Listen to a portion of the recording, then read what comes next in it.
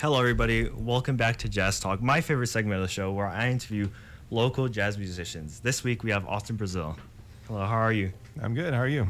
Pretty good. Thank you for coming on to the show. Oh yeah, of course. First off, I just want to say, let the audience know who you are, introduce yourself, and what you do around the area. So I'm a local jazz musician. I lead the jazz band at Emerald College. I'm also the guitar professor here at WT. I lead jazz jam sessions around town. I've been playing a lot, trying to lead a lot of different bands and just promote jazz locally. Yeah, awesome. How long have you been playing your instrument for? Man, I started taking lessons when I was 14, so that's almost 20 years ago now. Wow. But my dad always had a guitar in the house, so I just picked it up and learned some stuff. I see. And then how long have you been playing jazz for? Started when I was, I think 20 was my first time, so not quite as long as I've been playing guitar. I started when I was at Emerald College. I joined the jazz band there, and Laughlin got me into it. I went to Hastings here, which used to be the old record store. Do y'all remember Hastings? Was that here when y'all were? Yeah. Yeah, it was a cool place. I went there. I bought a Wes Montgomery album and then an album by Soul Live called Soul Live. And I was sold after that. They're great. Yeah. And then what made you so attracted to the genre of jazz? It was the next stepping stone for me. So I started off playing a lot of rock music. Then I got into like early Eric Clapton, like the blues and all those styles. And then jazz is just like one step beyond like blues improvisation. So getting into it, I just love the freedom of it and what all you can play with it, and then the different genres and just the freedom of it. What do you usually think about, or what's the thought process your head goes through when you're playing jazz? I try not to think, honestly, because usually if I'll start thinking about anything, I'll mess up. So I was trying to portray a certain emotion or tell a story. Or just really I'm playing off of what my fellow bandmates are playing, just trying to interact with them and make them laugh or, entertain them while I'm playing. Yeah, I see. Yeah. What are some of your favorite jazz artists, and why are they your favorites? Yeah, so right now, I'm on a Brad Meldau kick lately. He's a piano player. Yeah, he's got big in the 90s, but he's still going strong now. He's really good. He's one of the first ones I heard that took songs I grew up with, like 90s rock songs, and then take them in the jazz style and make them his own. They're like just amazing. He like tied jazz into that emotional feeling I got from like early Nirvana records. Like he puts that in the jazz context and it all works. I see. He's a big one. Kurt Rosenwinkel, he's probably the most influential guitar player out now. He changed the style. Like he'll play with a lot of effects pedals and make them all sound create new sounds. It's funny, like when he changes his sound, you hear like every other modern guitar player kind of start to sound like him again. He's always starting something new. Yeah, I see. He's a great composer. That always, like for guitar players, like Wes Montgomery is still one of the best. And Charlie Christian, who grew up not too far from here, from the 40s, he's still one of my top guys. Yeah. What are some of your favorite jazz subgenres, and why are they your favorites? It's a good question. Well, like the Snarky Puppy stuff, I love that because I knew a few of those guys lived in Dallas. A friend of mine was friends with them, so I met a few of them from that. I see. Okay. So like their leader is a UNT jazz nerd like I was. But he started playing, cover gigs down in Dallas. And he met like their gospel scene down there. And then intermingling with that, like they created that whole new genre now of kind of like modern, I don't want to say funk jazz, but just gospel jazz. I see. Coolness. There it is. So. I see. Yeah, that's still my favorite one to listen to if I had to choose. I see. Well, next, talking about subgenres, I have a little game for you. I'm going to name a few subgenres, and you tell me, like, the first person you think of when you hear that genre. It basically trying to think of who you think is the best in that certain subgenre. Okay. First, we have fusion. Fusion, my personal favorite is John Schofield, because he was one of my teachers when I was in grad school. Okay. Yeah. Next up is bebop. Bebop? Yeah, Charlie Parker. I mean, it was like his thing. I mean, Charlie Christian, they say, was one of the ones who helped start, like, invented it a little bit, but then he died, and Charlie Christian came through and then made it the crazy style that it was. Yeah. Next up is swing. Swing, that's a good one.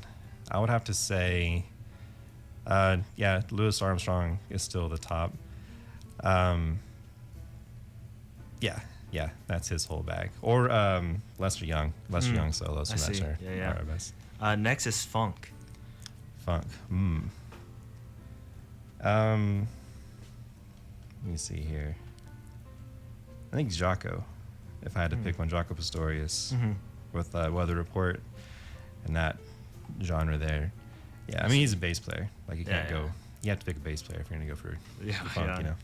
Next up is big band. Big bands. Maria Schneider. She's a modern big band up in New York. I see. She's amazing. She was actually supposed to be, you know, like David Bowie's last album he recorded.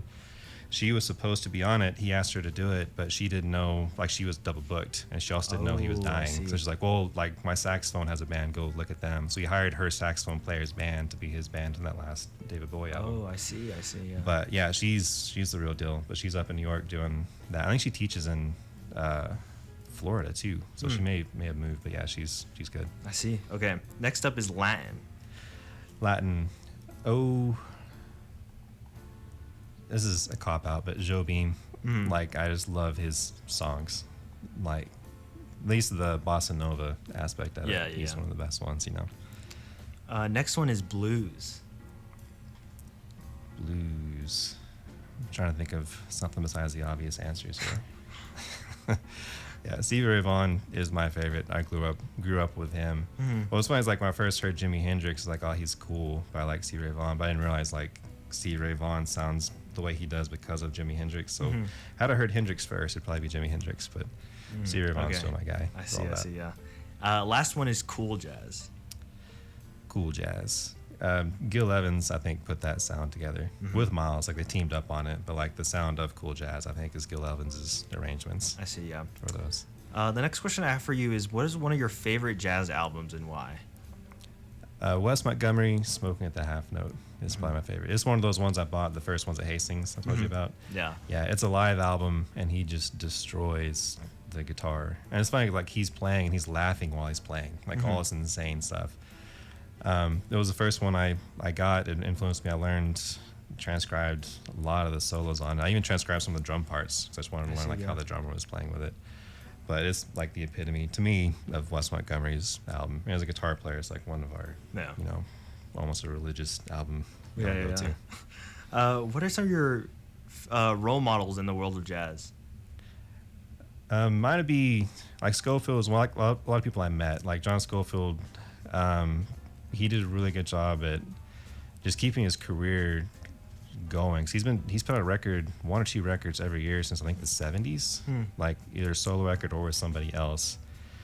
And he raised a family at the same time, and he's still going. He teaches at NYU part-time while just still touring and playing. There's this John Mayer song everybody thinks that John Mayer did, but it's I Need No Doctor. It's a Ray Charles song that Scofield arranged, and John Mayer sang on Scofield's album, and then John Mayer covered it later on his own thing. I see. So it's like he's still staying relevant, even though he's still like kind of a quasi-obscure jazz guitar player. He's one to look up to. Lenny White was another one I got to know. He was just like he was a drummer for Return to Forever with Chick Corea and all them. Super nice guy. Like I'll be walking on the streets of New York and he would see me and come over and talk to me, and he's like a big deal. He's just a cool guy. So just that level of just being, they're just normal people, and they still, they're really into mentoring. That's their whole thing, like bringing up the next generation, trying to show them, what they learned to keep the tradition alive. I see, yeah. Who is someone you try to replicate your sound and your style off of? Probably Kurt Rosenwinkel. I rip him off a lot. Mike Morano's another one. He's a great guitar player from Houston who's up in New York. I probably sound closest to him tone-wise. I would say those two. I'd like to sound more like you heard this guy named Pasquale Grasso? He's a newer guy in town, or in New York. He's a Italian guitar player, but he plays like bebop piano stuff on an old school guitar, plays straight into the amp. Like his chops are insane, his hands are like this big. He's ridiculous. So if I could play like him, I'd be happy, but I'll stick to the pedal sounds for now. Yeah. Can you tell me the story about your first gig and how you're feeling when you were asked to do the gig? Yeah, I think my first jazz gig was with Dr. Laughlin at a little club here that's gone now in downtown Amarillo. I was really nervous because I couldn't read that well, like most guitar players when they're young, and I was just trying to make up how I'm going to get through these chords, try not to get lost too much. I remember, I loved it. I was playing with my friends with Laughlin, but I remember getting lost a lot and just being like, man, this is this kind of sucks. I don't know what I'm doing. I'm just getting destroyed over here. But it made me go home and want to practice and learn those songs better. And then the next gig also sucked. And the gig after that also kind of sucked. But everyone got a little bit better. And then finally, like, I now kind of feel okay about some of my gigs sometimes. Yeah, I see. What has been the coolest gig you have ever been a part of? That's a tough one. Yeah, I think the first time I played June Jazz here, honestly, like I played in Dallas and I played some festivals down there and I played up in New York, and those are cool just because of where they were. But playing here, I think the first time I played it, it was with some other students of mine who I still play. Like when I played June Jazz the other day, like the drummer and bass player, they're the rhythm section of that band. Yeah. So that was our first time playing like jazz in front of a big crowd like that. So that was a cool one for me because I felt like I made it to where I was playing with the top guys in Amarillo at the time. And I played with like, I guess, cooler on paper gigs since then, but that's still, to me, like one of my favorite ones, just thinking about that. And how do you prepare for a gig when you have very limited rehearsal time? A lot of practice at home. Yeah, like a lot of times in jazz anymore, you don't really get a chance to rehearse. Yeah. Like when I was in New York, rehearsal space costs money, so they almost expect you to borderline sight read on the gig or just know the songs well enough. Or like in the jazz world, a lot of times you're just supposed to know a ton of songs anyway, so you just show up. Like I'm playing a cocktail thing here in a little bit with a couple of my students, and they don't know what we're going to play yet. I'm just going to call songs, they're going to play them with me. There's ones I kind of expect them to know or be able to read down really easily. So for those, it's just running through the songs, just keep my chops up. You're always supposed to stay at home and just practice. So when stuff like that pops up, you're ready for it. And practice your reading skills because that will save you in the bind for sure. Yeah. Why do you think networking is such an important part of gigging? Oh, yeah, that's where most of the gigs come from, honestly. If you know, like that's why I try, like with these jam sessions I host, just to get people together and playing so they'll meet each other and start their own bands or they can meet somebody that books somewhere. Because it really is, like you need to be able to play your instrument and like have a reputation for showing up on time, being professional, but you got to know the guy that's going to get you the gig or, who you play with will help you your career a lot in this. And it's a small community. It doesn't take long to get through everybody. Yeah. Like even like in America, like I know guys from here that live in New York now just because, it's how small the scene is going around. When did you realize that performing jazz was something you really wanted to pursue? I think when I was at Amarillo College when it first set in, because I always wanted to be a professional musician. Like I wanted to be a rock drummer and a rock guitar player for a long time. When I started playing jazz, it switched over to that's what's going to be my main focus. And then I have a bunch of friends who do it for a living still, and through them, it just continues to be a passion of mine. I don't know. I've tried to not do it for a little bit, but I can't. I always go back and start playing again. Yeah. How do you keep certain charts fresh when having to play them multiple times in a day or even a week? I'll change the style, or I'll play them in a weird time signature. Or there's tricks you can do, like if you're playing in a trio, like guitar, bass, drums, make the drummer not play the first chorus, or make the bass player come in some, or just switch the order, or like I said, make it a Latin, or make it a ballad, or there's a tons of little tricks you can do to try and keep it fresh for yourself. Yeah. Really, like honestly, when you really get into it, when I try and find ways to make myself mess up, that's usually when I get excited. When everybody gets lost, it's kind of cool because it's like, okay, how are we gonna find ways back out of this? And then like everybody's listening, and something new that's cool usually happens if the musicians are all listening to each other. Yeah. So I'm almost trying to like set traps for myself. Like, okay, let's play. Blue Bossy played 6 billion times. Let's play it in 7/8 and make it a fast swing. Okay, go. And then see if we can do it. I see, and it'll keep it exciting because you don't know if you can actually do it sometimes. Yeah. What was your strangest gig experience? There was one. It wasn't a jazz gig. I used to work when I was in college for this like mail delivery service thing. There was some guy there who worked there to ask me to come back him up to sing something for his like friends and family. So there's just me and him. I showed up. I brought my amplifier and my guitar. I had to bring him a microphone because he didn't own his own microphone. So he plugged into my amplifier, and we were singing like weird, like you ever seen Oh Brother Where Art Thou, like that movie? Yeah, it was like some songs from that, then like some 90s rock songs. And it was like in a hotel room, I think's what it was. Yeah, and then all these people were there, and it turns out it was a trap for his fiancée to sell Tupperware to all people that were there. It was one of those like Ponzi scheme Oh, Tupperware selling okay. things. Yeah. So I was sitting there playing these songs with him, and the mic didn't work too. Like he plugged it in, but it kept feeding back. So we turned it off. He was like fake mimicking into the microphone, while his fiance was hawking Tupperware to these poor people that showed up to watch him play. I think I only charged him like $40 too, and he didn't pay me. His mom gave me $20. That's all I got for it. So yeah, that's still the weirdest one. Yeah. Yeah. Do you have any advice for someone wanting to pursue gigging in their future? Yeah, it depends on the genre they want to go into, but obviously practicing, being able to play, and then just meeting people. Like if you want to go play rock gigs, like go watch the musicians in town that you like at their places, get to know them. And usually through them, we get hooked into the scene. You can find other people. For jazz, the best thing you can do is like learn a song, go to one of the jam sessions, or just go to gigs and get to meet people. Or if there's somebody that you like, you can go like try and take a lesson with them. Then like they'll get to know you, know how you play. Then they'll usually recommend you for something else. I help some places in town book like musicians and bands, and it's easier like if I've heard the person play before, if I can say like, hey, hire so and so to come play. So I get a bunch like, hey, like I should play this gig sometimes. Like, cool. Like I don't know what you sound like though. Send me a video, and I'll never hear from them again, kind of a thing. I see. But if they come to the jam session, or if they, if I see them playing somewhere, then I can.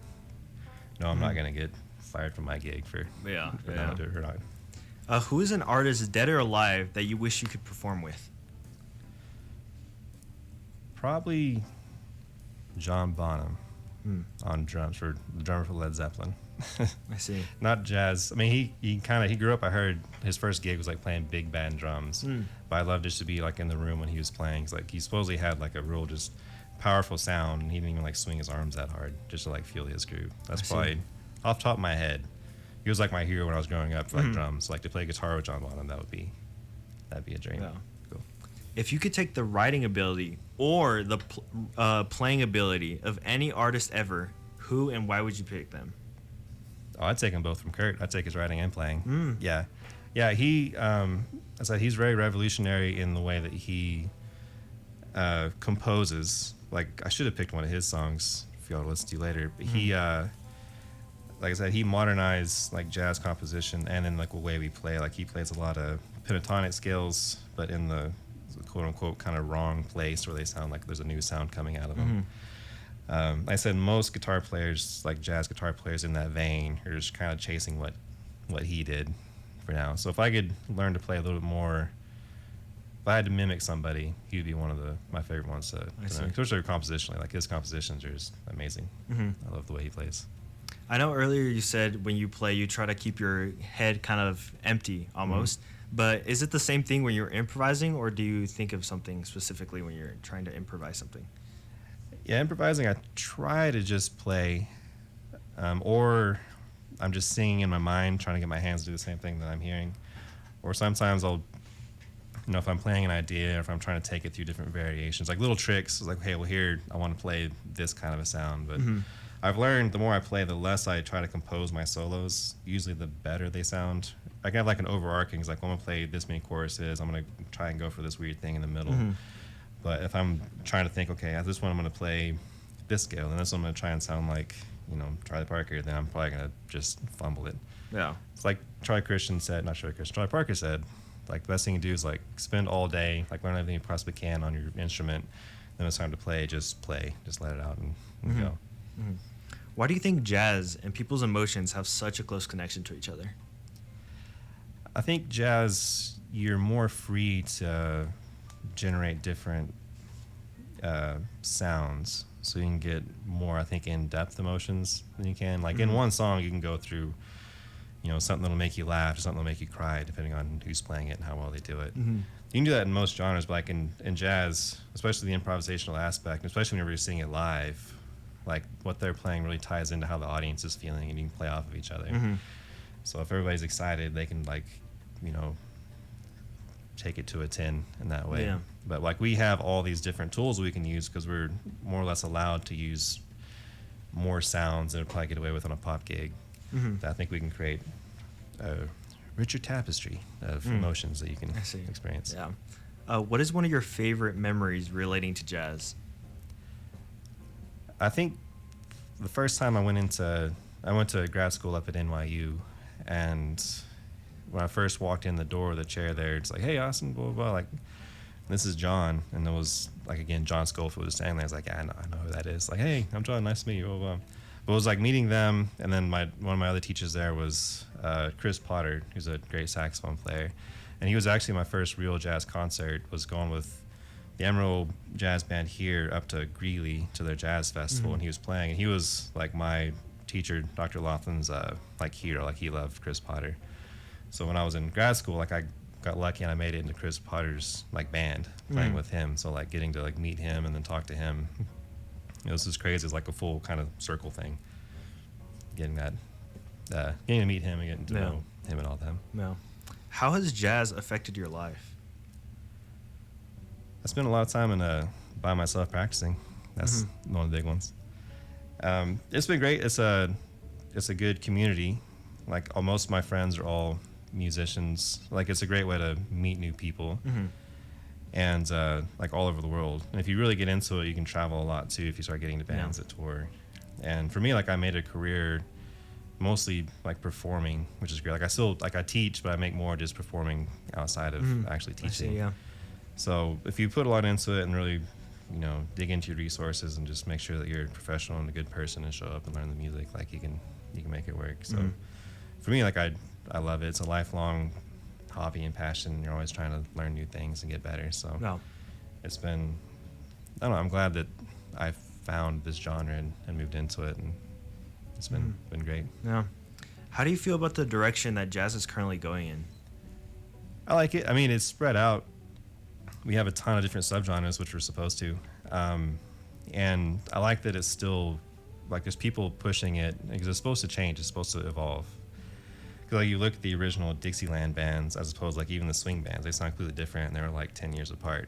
Like, usually when I play a lot of gigs, people want to stick to music from, like, the 60s, 50s to, like, early 70s maybe. Like, that's the golden era for them. But I like that, it's kept changing and keeps evolving, because the fusion stuff in the 70s is great, and the 80s, and then the modern things from, like, the 90s and now are all cool. So I'm always excited, especially now with, like, social media. Like, I can hear, like, new artists and what they're doing all the time, which is cool. And, like, all the influences getting tied together, and certain people are going, like, a ultra modern, like, very complex way, and then some of them are going back to the old school where it's just straight 1940s style jazz, and, like, trying to reinvent that and make it modern again. Yeah. So it's I like it. And there's always, like, obviously the cheesy ones that are just kind of phoning it in, but for the most part, I like the ones that are taking new places.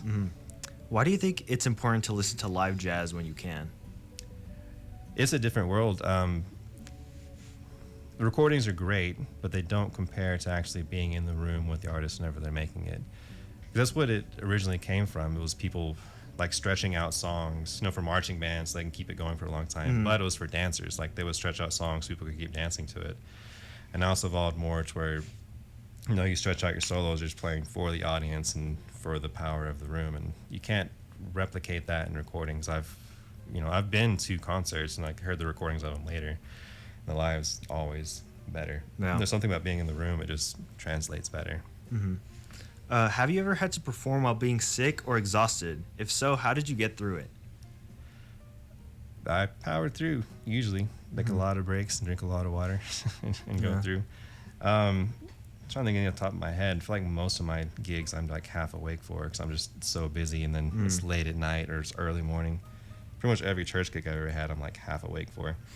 Just powering through. And a lot of those, you start going into autopilot mode, and you lean back on your fellow musicians to kind of help keep it going. I see. How have you evolved musically over the years? I'm slightly better than I was when I started, which is nice. But I have more capabilities now. It's not as difficult to go through just the changes, so I have more freedom to present, like, ideas and emotions as opposed to just trying to stay in the same key.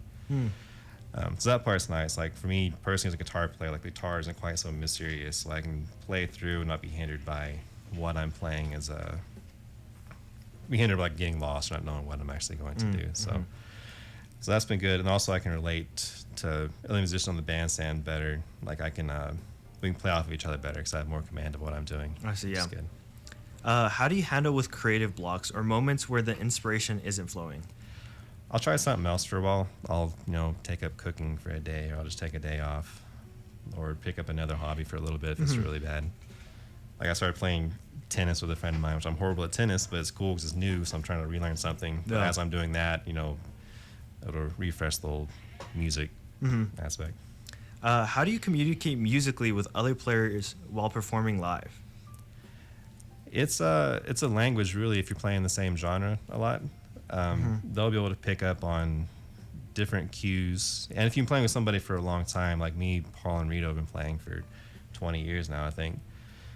And we just know each other so well that if I play something unusual, they'll pick up on it because it perks their ears up. And vice versa, like I know what they're going to play before they play it a lot of times. So it's having that history together can help. Yeah. But if they're new, like the way that jazz is supposed to work, anyway, like I could go get dropped off in some other talent in the jazz musician. And if we've listened to enough recordings of the same genre, we'll be able to play things and kind of pick up what the other one's going to do just because we know the style well enough. Yeah. How do you think technology has impacted jazz? As a guitar player, a lot. Like we're I think the original tech nerds, like trying to find ways to make guitars louder. Like Les Paul made one of the first electric guitars. So guitars have always been into technology. So making guitars louder or finding these little boxes that can make your guitar sound different. And then nowadays, like with recording technology, like you can do a whole album in your house. Yeah. Like that band, Hiatus Coyote, that Australian band. They're good. They do crazy funk, quasi hip hop things, but they're all Australian. The lead singer looks like a metal guitar player, and they're great. But they recorded the whole first album like in their little house. She sang into a mattress in her closet, and it became huge. And they're a big band now. I see. Yeah. What challenges do jazz musicians face today that older generations didn't have to deal with? I think the mentorship aspect isn't quite there like it used to. And also now we're competing against just sound systems like for restaurants and things. Back in the day, like you want live music, you had to go hire a musician. Nowadays you can just stick a Bluetooth speaker up and play, It's not the same, but it's cheaper for them to do it. So, so we have that. And I want to say there are the same amount of musicians, but there aren't quite the same amount of like full-time professional musicians that are going around teaching mentorship like you did back in the day. So I think that aspect, like we were more free to, like I could put a song out this afternoon and some guy in, England can hear it. Yeah. Whereas back in the day, like you were limited in that way. But back in the day you had more, like it was more of a career, I think, in just like a regular, like trade job. Yeah. Do you have any pre-performance rituals that you follow? No, I usually get quiet and nervous and then sweat a little bit, depending on the gig, and then go on. But yeah.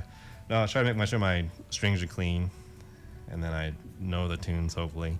That usually ties into how nervous I am, whether I know them or not. But yeah, that's about it. Probably drink too much coffee. That's usually a big one. Is there a jazz stereotype that you discourage people from thinking about or that you look down upon? Oh, dude, there's a million of them. Fedoras. I mean, they can be cool. Some people can pull them off. But like when growing up here, if I really got into jazz, I thought it was some cheesy musical style because that's kind of what I saw. It's just some lounge singer like trying to croon.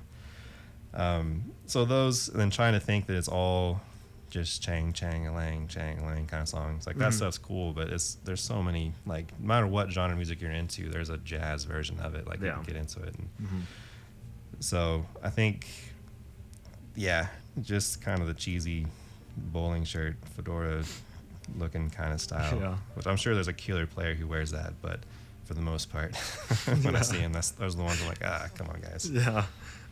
Besides music, what else inspires you?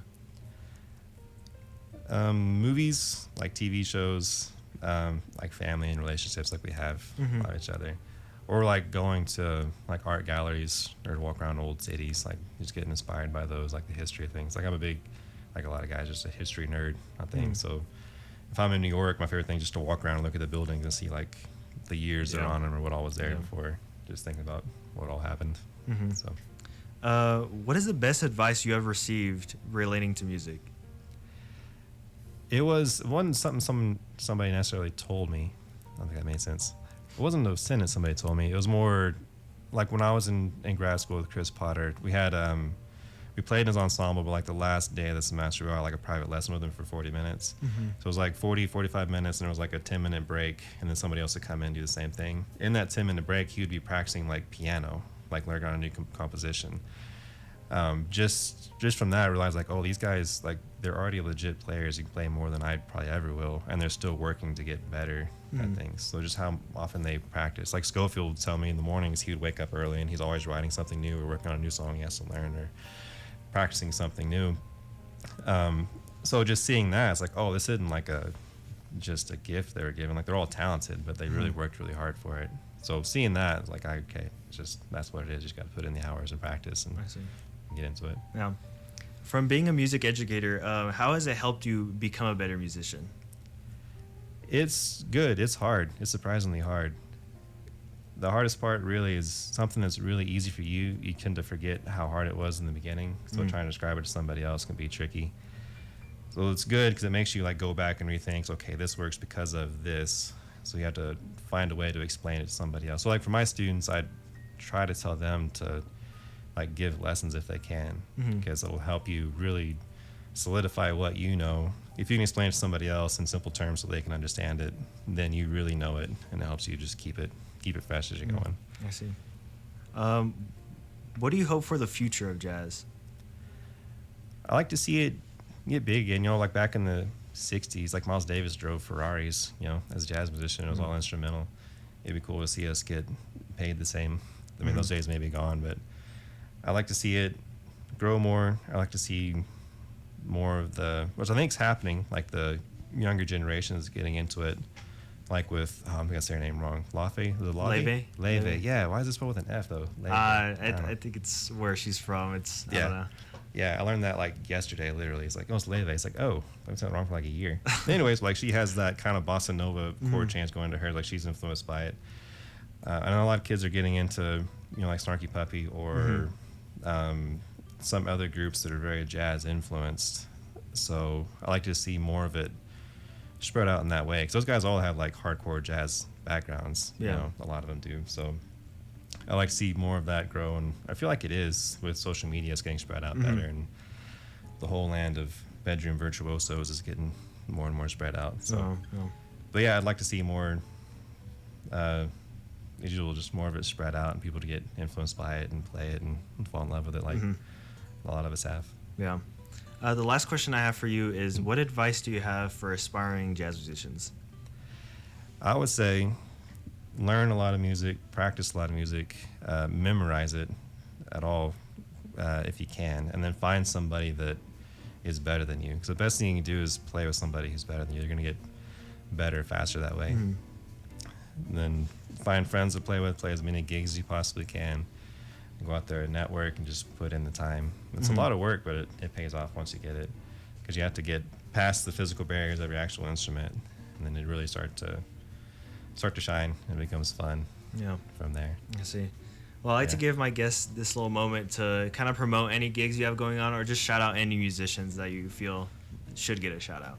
Yeah, have you all had, I'm trying to think what's on here, Sean Vokes, he's a local piano player that I play with a lot. He's released 2 albums now of like original jazz compositions. He's a great local musician. Dr. Scales teaches here. His dad owns like the biggest, if not one of the biggest, like jazz clubs back in the day on the boulevard. So he has a lot of great history, and he was one of the guys I play with a lot. Dr. Laughlin, he was my mentor and still is one that got me into jazz and the person I follow the most. And there's tons, like all of my students I get to play with, like I'm inspired by them. As far as gigs go, I know I have some up there, but I can't think of them. Like I'm playing some little thing for the country club here in a little bit. That's the next thing I'm thinking about. Yeah. I know Mondays at the Western Horseman, I'm helping them book, so we have like Pocket Break. It's a new band that's really good. They're going to play there next month. And then James Selman's group, they're really good. They're going to be out there again. Zach Lim, he's playing out there too. So past guest of the show. Yeah, it's cool, dude. Yeah, so we'll be back out there. I'm trying to trying to keep that going, trying to get those guys some chances out there. Yeah. I wish that gig paid more, but at least they're out there playing, getting some reps in there. Some exposure. Yeah. Perfect. And then, of course, lastly, I like to ask my guests for a song recommendation at the end of the show to be added on the playlist forever. What song would you like to recommend today? I would like to recommend a slightly obscure song by a guitar player who's my age from, I think he's Dutch. René Bos with Ben Van Gelder. This is called the Smooth Jazz Apocalypse with, I think it's the Metropole Orchestra.